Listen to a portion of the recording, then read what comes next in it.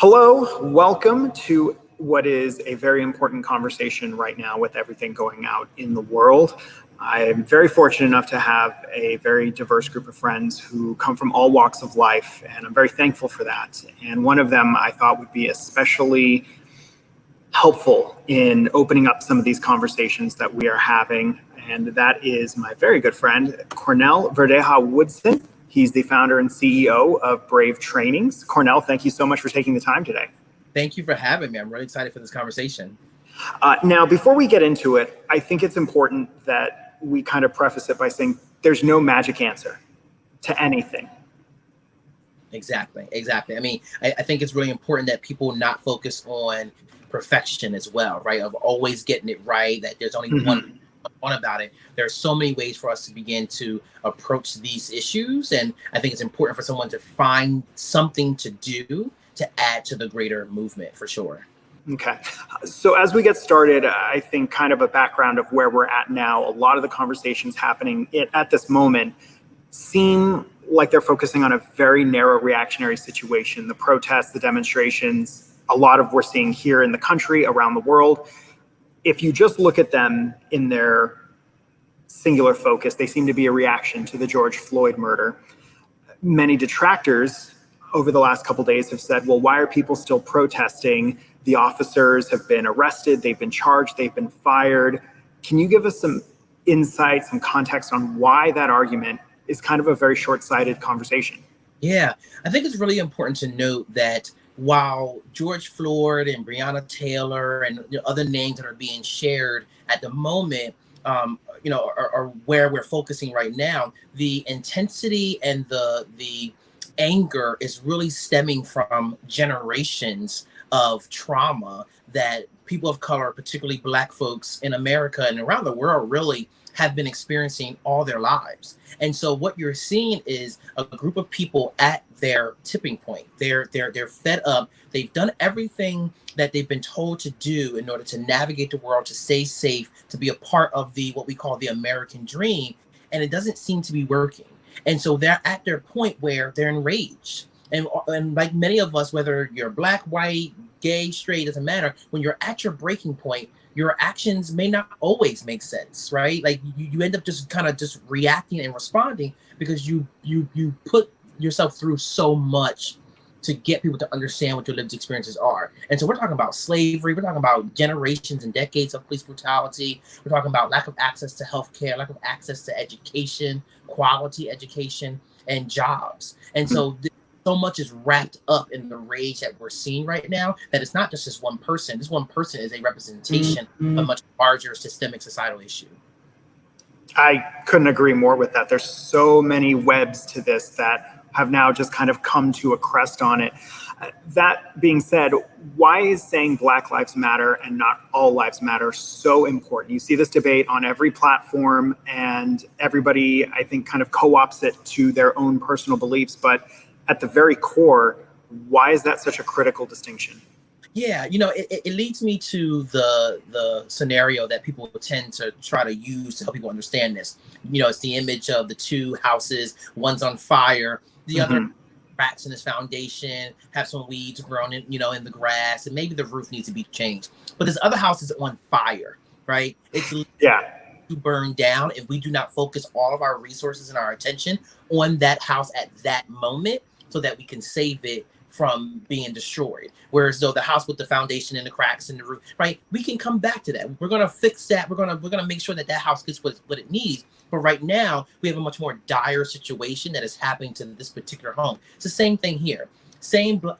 Black Lives Matter does not mean that they're the only lives that matter, but they are the lives we're focused on at this moment, because they're literally being exterminated as we speak. And so it's for us to call it what we're talking about, and making sure that we're giving the proper attention and resources and dedication to the issue that Black Americans are experiencing right now. I think that's a really fantastic point that kind of leads into my next question. And if you are just now tuning in, Cornell Verdeja-Woodson, CEO and founder of Brave Trainings, and your mission, you're a nationally recognized speaker on inclusion. Yeah. So, and I know you're very humble too, so I'll try to keep it at a minimum. But I think a large part of inclusion is allyship. And before we kind of continue, to your point on the example of Black Lives Matter versus All Lives Matter, what can someone who wants to be an ally, who maybe they are approaching the All Lives Matter statement from maybe a more genuine place to them, because they feel like it's almost like I'm going too far because I want to care for everybody.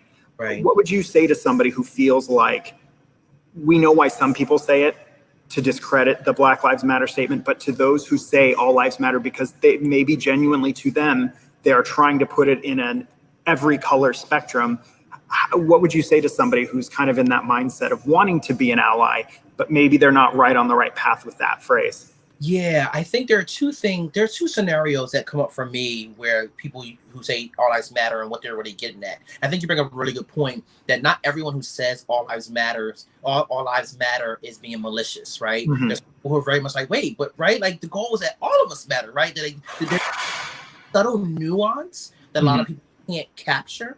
And so I think that there are two things. One, there is that real fear of I'm being forgotten, right? Like human beings, no matter what your identities are, we have this real big fear of being behind, being forgotten, and being ignored. And so this notion of, but don't forget me though. Like, yeah, I get that we gotta, do some work over here, but like, don't forget me too.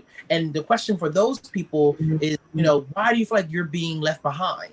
Where's that coming from? Let's unpack that a little bit.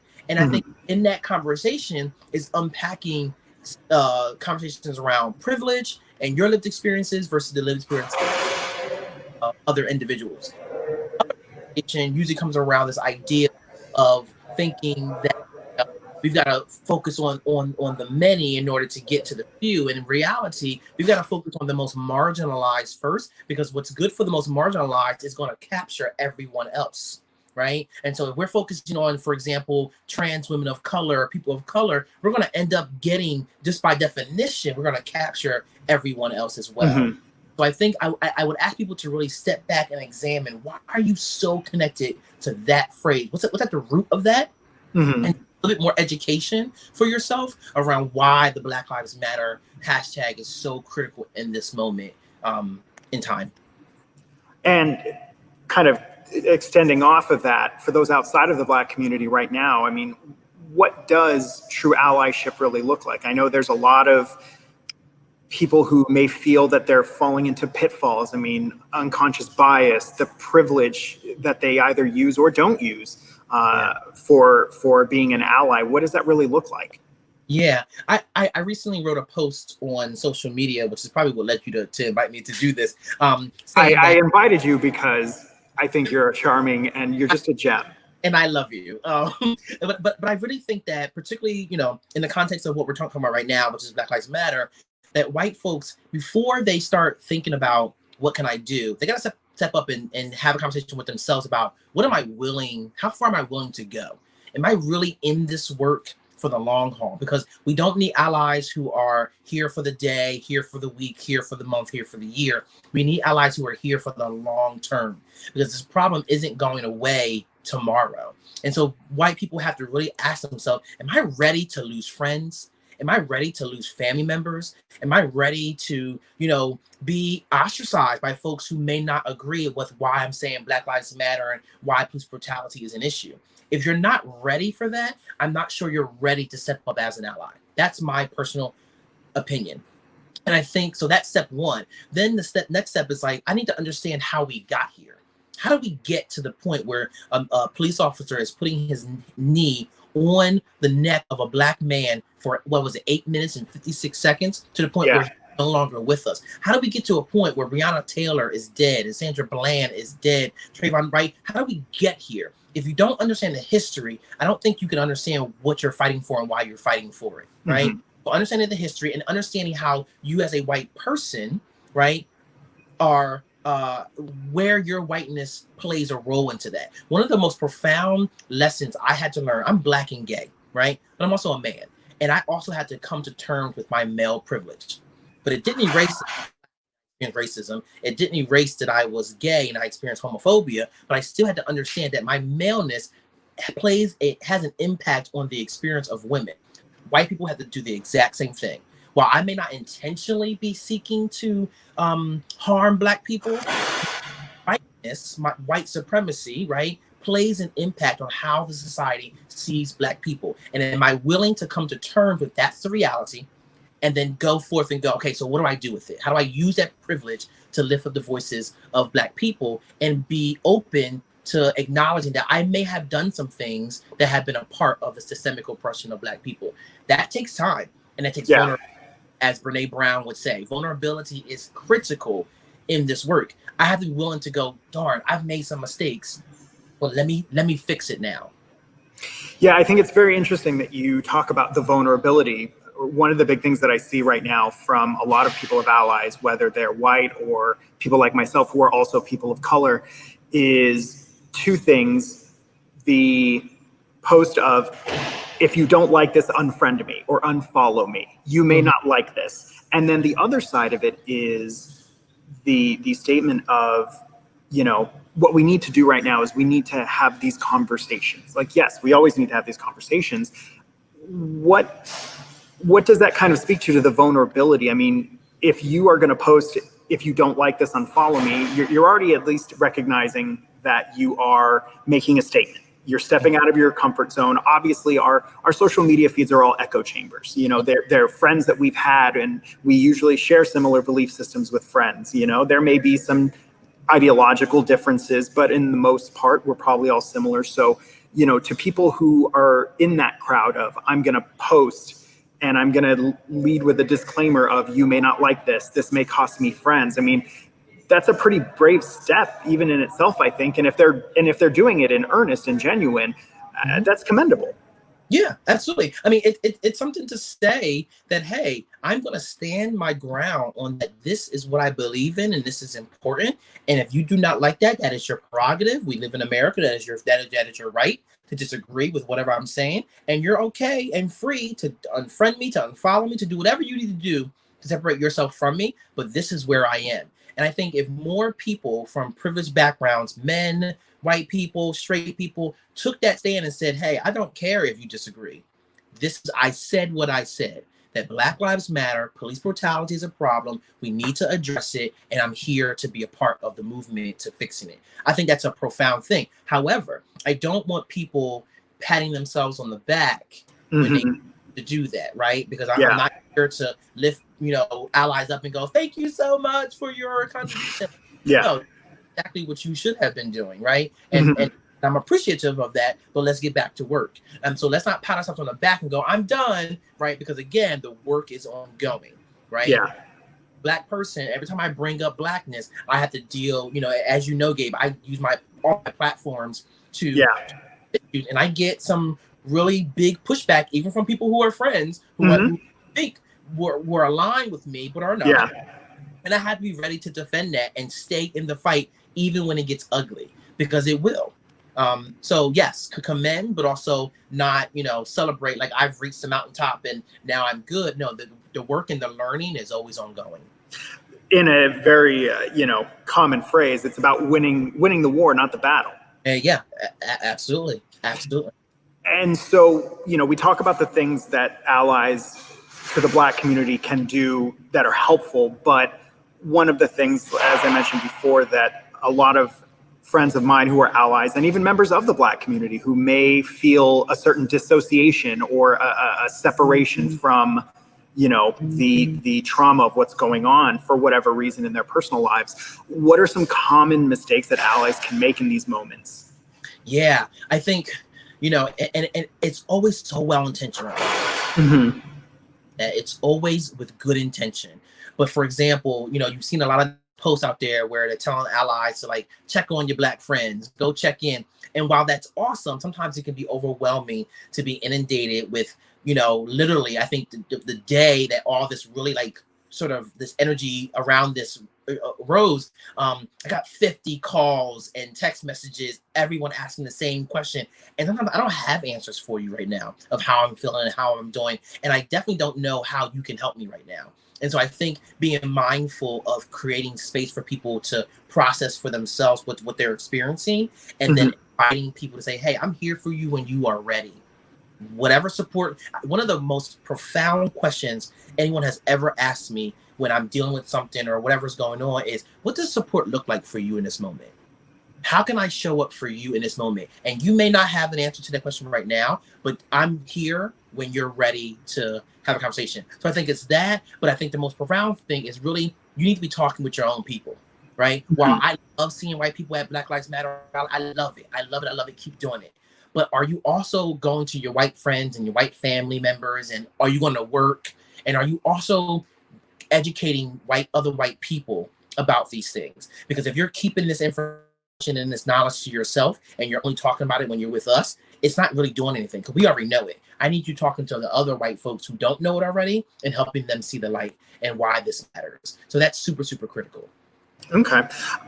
Now, to just kind of bow tie that, if you are a white ally, an ally of the Black community, and you know, for you, you mentioned what it's like for you specifically to be supported and being asked, but I think a lot of allies sometimes worry, again, it's the good intention. How do you check on your friends in the Black community in these moments without seeming like you're patronizing?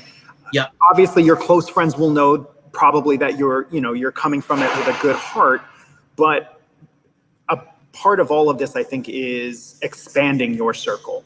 You know, for me personally, it is connecting with members of the Black community that I don't have a history with, that I'm making bridges with. How do we approach that without seeming patronizing? I think there's a strong difference between, hey, let's talk, and tell me how you're feeling right now, where it doesn't feel like it's an invitation. It feels like you're forcing me to talk. Yeah. And I may not want that. So I think it has to be an invitation. It gives us the power to say, actually, not right now. And so I love it when people come to me, don't call. Don't just call me to pick up, and then I got to tell you, no, I don't feel like having a conversation, and that's awkward. Like, don't put me in that situation, right? A text message, a message via Instagram, or whatever way we tend to communicate, but those kind of give me the ability to go, I'm not ready to address that right now. I'll come back to it. But even you, hey, don't feel like, one of my friends wrote to me and said, hey, don't feel like you have to answer this right now, or don't feel like you have to answer me at all. I'm just saying, I see you, I love you, I'm here when you need me. It's beautiful. It gets the message across that I'm checking in, and it gives the invitation that whenever you are ready, I am here waiting to support whatever that looks like for you. I think that's amazing. I think the other thing is also recognizing and being okay that I may never answer you. I put up a day saying, like, I've gotten all the messages and text messages and I love it. It's beautiful. I don't have an answer for you. And so I'm not ignoring you. I'm just not ready to talk.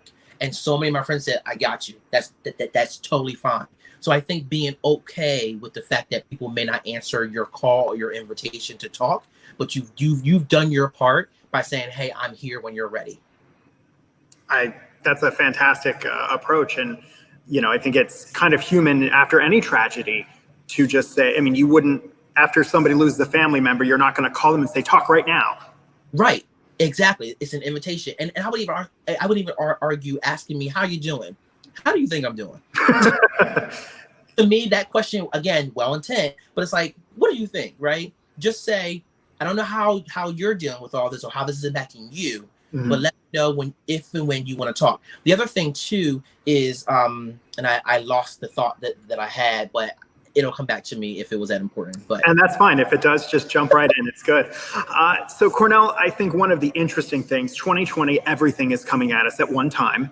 Yeah. And it seems like there's been no break, but the timing of everything that is going on with these protests and demonstrations also coinciding with the start of Pride. And I think that creates a very important conversation where you now have a coalescing of attention on two groups that are marginalized quite often. I think you are the best advocate I know for intersectionality, being a gay Black man. What are some what are some ways to support both of these communities? Because obviously they have their own struggles, they have their own issues. We cannot stress enough the importance of how important members of both communities are, especially the Black trans community. Kind of really being, I think, at the center of those two communities and kind of that Venn diagram where they are in terms of just how much they deal with and how much we need to support them. But how critical is the whole conversation in terms of intersectionality to really kind of supporting both groups?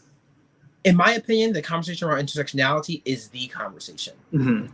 There's no other conversation. It is the conversation. The mainstream queer community has received a lot of criticism for not being more intersectional in their programming, in their activism, and things of that sort. And when I mean mainstream, I mean white gay men, right? Mm-hmm. White and white lesbians, right? And so I think it's really important that this is an opportunity for the mainstream queer community or LGBTQIA plus community or whatever term that folks want to use, to stand up and say, you know what, we've got to really focus on how the Black community and the queer and the LGBTQ community intersect here. And that's by focusing on our queer and trans people of color.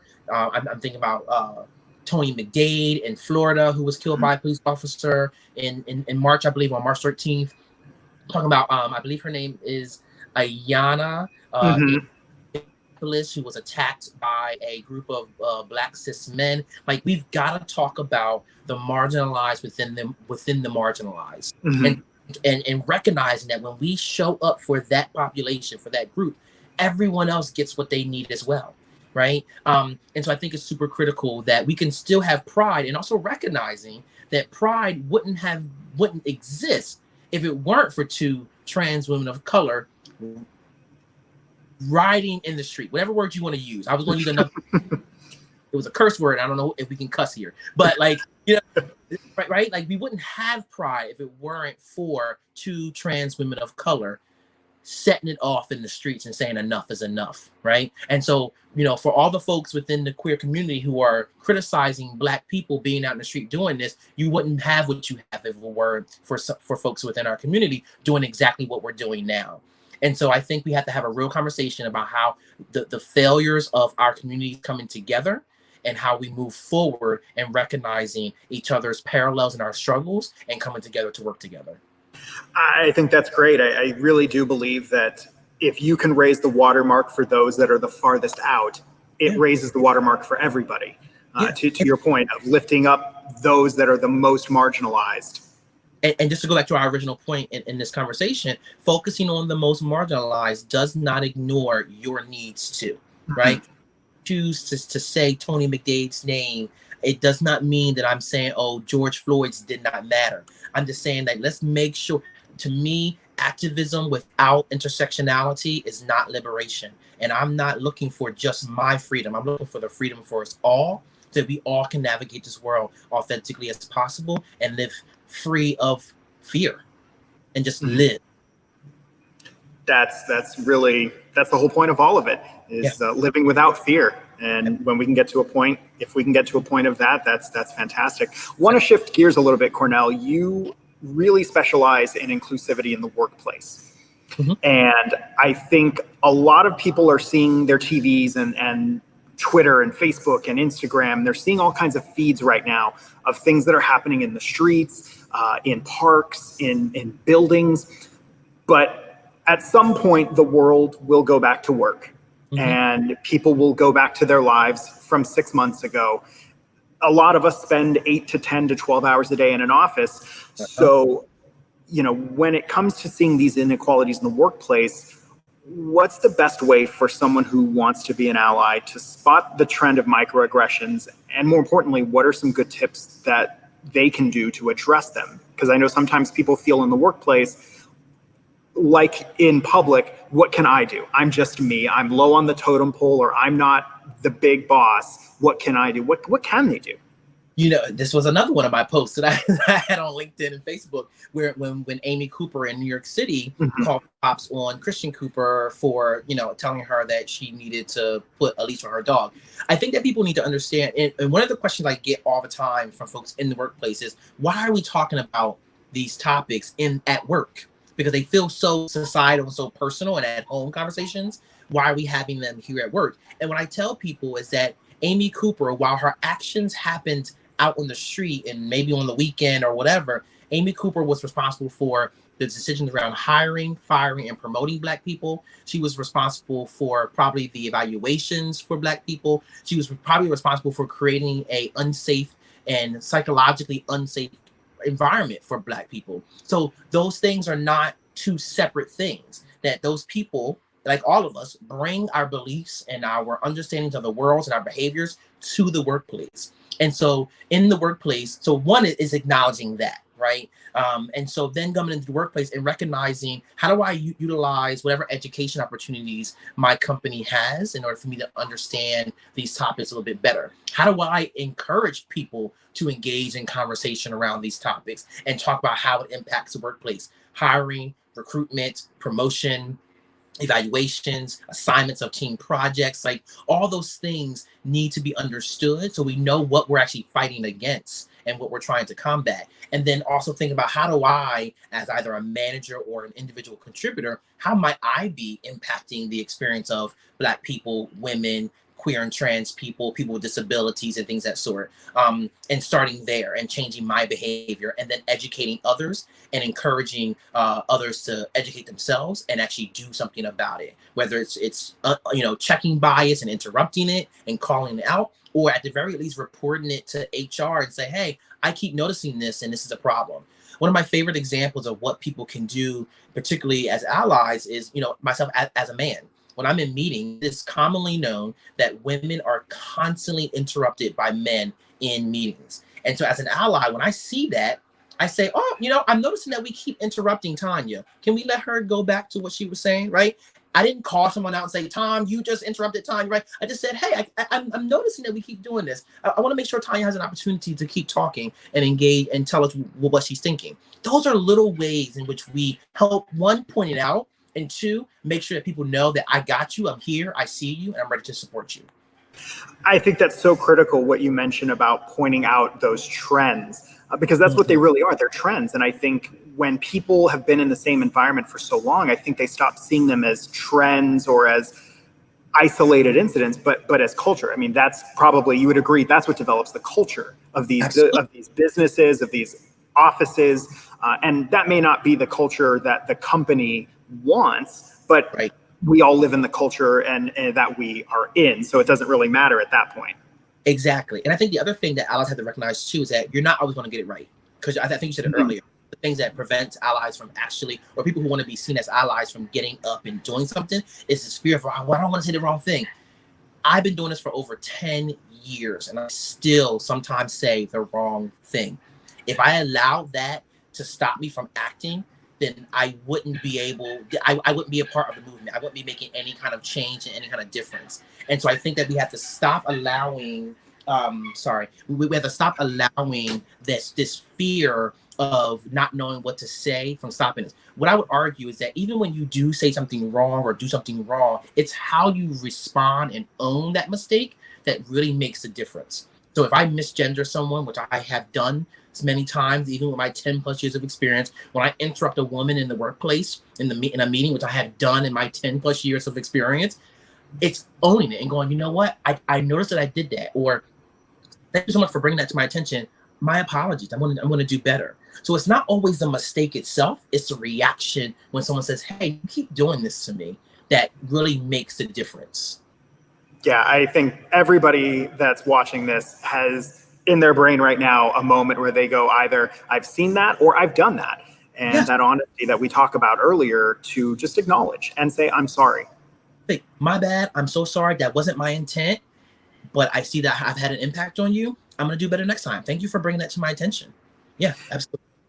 And, as we kind of tie down here and wind down, one of the questions that I got was, for those people who want to be more than online supporters. They want to be allies, but they may have a legitimate fear. I mean, it is definitely daunting to be the minority going to a place where the majority is angry with people who look like you. Yeah. And I would never say to anybody, if you don't meet this guideline, you are not an ally. I mean, right. I don't think anybody who really wants that conversation would ever say that. So for those people who might be nervous to protest, or maybe they're in a place where there are no protests because the majority of people don't necessarily think there's something wrong with, in particular, the treatment of the Black community and you know, the racial injustice, or any situation where you have the minority group dealing with something. What are some good ways to allow those people to get involved? Yeah, so I'm going to push back a little bit on the guidelines piece. I do think that there are some minimum requirements. Okay, right? Sure. But I think what you're getting at is sort of like how that allyship, you know, I may not be the one to go out on the street and yes, exactly. I may not do that. But are there other things that are not just online that I can be doing? And I think there are things in the workplace that you can be helping to advance. Are you a part of your diversity council in the workplace? Are you advocating for your company to get one, to hire a diversity, professional to come in and set up diversity initiatives within the workplace on hiring and promotion and recruitment, things of that sort. And that's all different from being out on the street. What I will say though is that, when I have found in my personal experience, right, I can only speak for myself, that when I've seen white people out on the street, I have seen Black people go, thank you for being here. It's all about how you show up. It's not that you're there. It's about how you show up. Sometimes you have very well-intentioned white folks who come into, these rallies and they want to take over and they want their voice to be louder. Very well-intentioned, right? And that's not what we're asking for. We're asking for solidarity, for you to work with me, not for me. And so what I love is many of my white friends will show up and they are there. When I think about the best example of allyship, really quickly, if folks remember Bree Newsom, who was a woman who scaled the flagpole at I think it was North Carolina state capitol or whatever, and removed the Confederate flag from it. What people don't know is that there was her best friend who was a white man stood at the bottom of the pole in a construction worker outfit, because he knew that when people walked past, they wouldn't question why he was standing there. Therefore, they wouldn't investigate to what's happening. They would just keep walking about their business. And then when it became known that she was doing this, all the news, big news stations were reaching out. I think even Oprah reached out to him to want to interview him. And he said, no, that's not my place. I did my role, right? She's the story. She's the voice that you need to be listened to. That's allyship right there, right? So I think that that's super critical. Be mindful of how you show up, but if it's not marching in the streets, that's fine too. But what are you doing action-oriented in the workplace, in your home, how you raise your kids, things that sort that help to move the needle in some way. Yeah, no, that's makes a whole lot of sense. So finally, we'll wrap up. We've spent a lot of time talking about how to be a good ally and the realities of the situation right now. Just to kind of take a step back, there is a very large community that's hurting right now. The Black community is, once again, at the forefront for suffering, for, injustice, for violence against them. And it's very unfortunate that this keeps happening to any minorities. But obviously, we could go into statistics all night about the disparity of numbers and the disproportionate numbers. If you're a member of the Black community who is struggling right now, what would your advice be to somebody who comes to you, and maybe you've had somebody come to you, a fellow member of the Black community, and says, Cornell, how can I take care of myself right now? That's a really hard question for, I think, anyone to answer, just because everyone has different unique needs. And so what works for me may not work for other folks. And so one of the things I always tell people is, one, like, self-care is super critical. I had this firm, I do a lot of traveling. And so I'm always on airplanes. And so, they always tell you, put your mask on first before you put on someone else's, right? And so that's kind of a weird analogy to use now with COVID-19, but right, like, put your mask on. Put your mask on first so that you can show up better at work, so you can show up better for your children, your partner, your friends, for the movement. But find whatever it is that brings you peace. Whether that is sitting and watching TV and watching your favorite shows, whether it's knitting, I like playing Animal Crossing on the Switch, whether it's, giving yourself a little spa treatment at home, whatever, sitting under a tree, whatever that looks like for you, make that an everyday or every week part of your daily living to carve out time for yourself. Oprah always talks about how in the morning when she wakes up, the first thing she's doing is sitting in her meditation room. She has the whole room for it, right? Sitting in her room and meditating on whatever it is that she needs to meditate on. And that's her self-care. And that needs to become a everyday part of how we navigate the world for ourselves, take care of ourselves to navigate the rest of it. Another thing I would say is find your crew, your tribe, your people who you can lean on, who can be there for you when you need them most. Identify who those people are, your calling tree of who you call out to. I have a group of people who, like, when I need them, those are the numbers that I'm calling. Know who those people are so that when you have those moments, you know exactly where to get your energy from it and how to, find your support. And I also think that therapy is a beautiful thing. The Black community as a whole, people of color as a whole, have a very tumultuous history with the medical field in general, but particularly therapy and mental health. I think that it's time for us as Black people to really recognize that mental health is a real thing and that we need to seek out the support that we need, and take advantage of that if we have access to it, right? I think that's a very privileged thing to have access to, but if you have it, you should really be taking advantage of it and be able to unpack the things that you're experiencing and things of that sort.